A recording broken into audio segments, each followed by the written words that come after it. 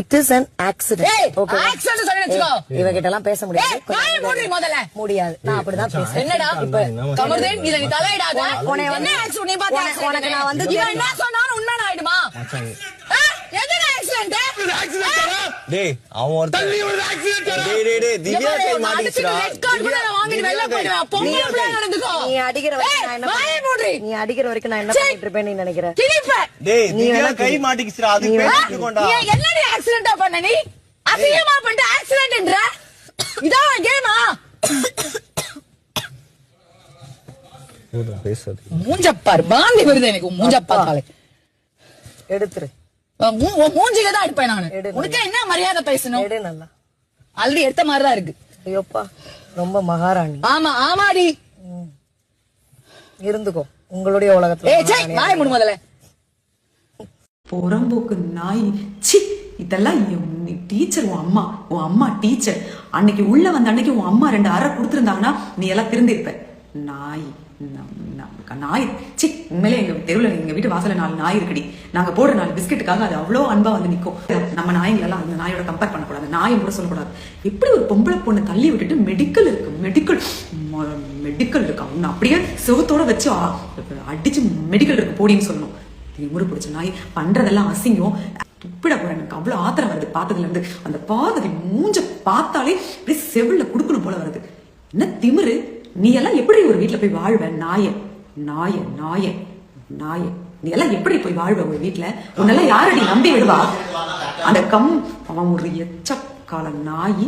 மூஞ்சி முகரக்கட்டையும் பரதேசி பண்ணாட நாயி. உன்னெல்லாம் யாரா இனிமே சீரியல்ல வாய்ப்பு கொடுப்பா? உனக்கு எல்லாம் நாய்களுக்கு தான் உட்கார்ந்து இருக்காங்க காத்துக்கிட்டு. இந்த நாய்கள் எல்லாம் வெளியில வந்தா இன்னும் இதுல போய் ரிப்பன் கட் பண்றதுக்கு கூப்பிடுவாங்க பாருங்க. அப்பா அது இன்னொரு கேவலத்தோட உச்சக்கட்டம். அது இன்னும் இந்த நாய்களை கூட்டிட்டு போய் ரிப்பன் கட் பண்றதுக்கும் ஸ்கூல்ல குழந்தைங்களுக்கு பரிசு கொடுக்கறதுக்கும் அப்படியெல்லாம் செஞ்சு பாருங்க. அன்னைக்கு இருக்கு கிழிக்கிறேன் போட்டு நல்லா. மானம் கெட்ட நாய்களா. சி என்ன கத்துக்கிட்டு வந்திருக்கீங்க? Vijay Sethupathi sir red card கொடுத்து 2 நாய்களையும் வெளியே துரத்தி விடுங்க தலையில அடிச்சு. மானம் கெட்ட நாய்ங்க. அந்த நாய்களை இன்னும் உள்ள வச்சு இதுங்களுக்கு கேம்ஸ் ஒரு கேடு. கேம்ஸ் எல்லாம் வந்து தகுதி இருக்கிறவங்க தான் ஆடணும். இந்த நாய்களை உட்கார வச்சுக்கிட்டு செருப்பால் அடிச்சு வெளியில அனுப்புறீங்க நீங்க நாளைக்கு. அந்த 2 நாய்களையும் தடவி விட்டுக்கிட்டு அதுங்க எல்லாம் வந்து ஒண்ணும் இல்லைங்க. ஒரு நீங்க வெளியே மட்டும் விட்டு பாருங்க. உங்களையே என்ன கிழிக்குதுன்னு பாருங்க. அப்ப தெரியும் உங்களுக்கு. அதுக்கப்புறம் சும்மா இப்ப வந்து சார் சார் சார் ஐயோ சார்ன்னு சொல்றதெல்லாம் இதுக்குதான். மரியாதை எல்லாம் கிடையாது. அவ ஒரு எச்சக்கலை புறம்போக்கு நாய். அவ காசுக்காகவும் பேருக்காகவும் என்ன வேணா செய்யற நாய். அந்த நாயெல்லாம் அடிச்சு செருப்பால் அடிச்சு துரத்தி விடுங்க. அவங்களுக்கு என்ன ஆச்சோ என்ன ஆகலையோ அதெல்லாம் வேற விஷயம். ஆனா ஒரு ரியாலிட்டி ஷோல இத்தனை மனுஷங்க இத்தனை மக்கள் பாக்குற இடத்துல உட்காந்துக்கிட்டு அவ்வளவு தைரியமா அவ தள்ளி விடுறானா சொல்லுவாங்க தெரியுமா? வீட்டுல அடிக்காதவங்க வெளியில என்ன வேணா பண்ணுவாங்கன்னு சொல்லிட்டு அன்னைக்கு உள்ள வந்த அன்னைக்கு அவங்க அம்மா 2 அறை கொடுத்து என்னடி பண்ணிட்டு இருக்க? வந்தியா கேம் விளையாடு, மானம் போய்கிட்டு இருக்கு ஊர்லன்னு சொல்லி 4 அறை விட்டுட்டு போயிருந்தாங்கன்னு வச்சுக்கோங்களேன். இன்னைக்கு அந்த நாய் இந்த ஒரு பொண்ணு பிடிச்சி தள்ளி இருக்காது.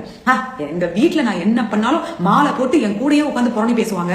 அப்புறம் நான் எதுக்கு ஊருக்கு பயப்படணும்? நான் எவனை வேணா தள்ளுவேன், எவ்வளவு வேணா அடிப்பேன், எவ்வளவு கேவலமா வேணா பேசுவேன்னு சொல்லி இப்படிதான் இறங்குவாங்க. இதெல்லாம் வந்து எத்திக்ஸ் அப்படிங்கிற வார்த்தைக்கு வந்து ஸ்பெல்லிங் தெரியாது. மானம் மரியாதை இதுக்கெல்லாம் வந்து எந்த மீனிங் இவங்க அகராதிலேயே அதெல்லாம் கிடையாது. அதெல்லாம் எடுத்துட்டு தான் இவங்க வந்து புக்கே வாங்கியிருப்பாங்க, கைடே வாங்கியிருப்பாங்க. அதனால இவங்களுக்கு அந்த டிக்ஷனரியில இந்த மாதிரி வார்த்தைகள் எல்லாம் இவங்களுக்கு தெரியவே தெரியாது. மானம் கிட்ட நாய்ங்க. இதை விட கேவலமான ஒரு ஜென்மத்தை நான் என் வாழ்க்கையில பார்க்க மாட்டேன். என்னை பொறுத்த வரைக்கும் எனக்கு ஆல்ரெடி அந்த ஜந்துவை பிடிக்காது. இனி என் லைஃப்ல எப்பவுமே அதை வந்து நான் பாத்திரக்கூடாதுன்னு மட்டும் தான் நான் நினைக்கிறேன். அவ்வளோ எவ்வளவு ஒரு அக்ரஸிவா ஒரு பொண்ணை பிடிச்சி தள்ள முடியுங்க. பக்கத்துல அவ்வளவு நேரம் உட்கார்ந்துகிட்டு ஒரு ஏதோ சொல்லுவாங்க தெரியுமா? அந்த கொடுத்த கைய எடுக்கிறதுக்குள்ள கடிக்கிற நாயின்னு அதை விட கேவலமான நாய். கேம்ல பிடிச்சி அமுக்குனதுக்கும் இன்னைக்கு இவ தள்ளுறதுக்கும் என்னங்க? ஆக்சுவலா அது வந்து ஒத்துக்கவே முடியாது. பிக் பாஸ் மட்டும் இதை வந்து ஓகேன்னு சொல்லி அவங்களை உள்ள உட்கார வச்சா அந்த ஆளை விட கேவலம் யாருமே கிடையாது. அந்த ஆளை விட யாருமே கிடையாது. உண்மையிலே சொல்றேன். இது எப்படி நியாயமா இருக்க முடியும்? இது நியாயமே இல்லையே. அவங்களா வெளியே முடியாம வந்தா தானே அவங்க வந்து எலிமினேட் பண்ண முடியும். அவங்க வரலையே. மனுஷியே இல்லைங்க. அது ஒரு இதை வந்து நீங்க உள்ள அனுப்புனதே பெரிய தப்பு. இது எப்படி சொல்றதுன்னு எனக்கு தெரியல. அசிங்கமா இருக்கு. ஒரு மாதிரி அவர்ஷன் இல்ல, அசிங்கமா இருக்கு. அந்த 2 பேரும் பார்த்தாலே எனக்கு அசிங்கமா இருக்கு. தயவு செய்து நாளைக்கு ரெட் கார்டு கொடுத்து அந்த 2 நாய்களையும் வெளியே அனுப்புங்க. அவ்வளவுதான். இது மட்டும் தான் எனக்கு உடனே சொல்லணும்னு தோணுச்சு. குழந்தைகளுக்காக சண்டைங்க எதுவும் இருக்கக்கூடாது, நல்லா இருக்கணும். ஏன்னா ஆல்ரெடி அவங்க மனசளவுல ரொம்பவே உடைஞ்சுதான் போயிருக்காங்க நேத்துல இருந்து. இந்த 2 நாய்ங்க மட்டும் மன்னிக்கவே கூடாது. அதுங்களை வந்து இருக்கவும் விடக்கூடாது. துரத்தி அடிங்க. கொஞ்ச நாளைக்கு அந்த நாய்களுக்கு ரெட் கார்டு கொடுத்து மூளையில போட்டு வைங்க.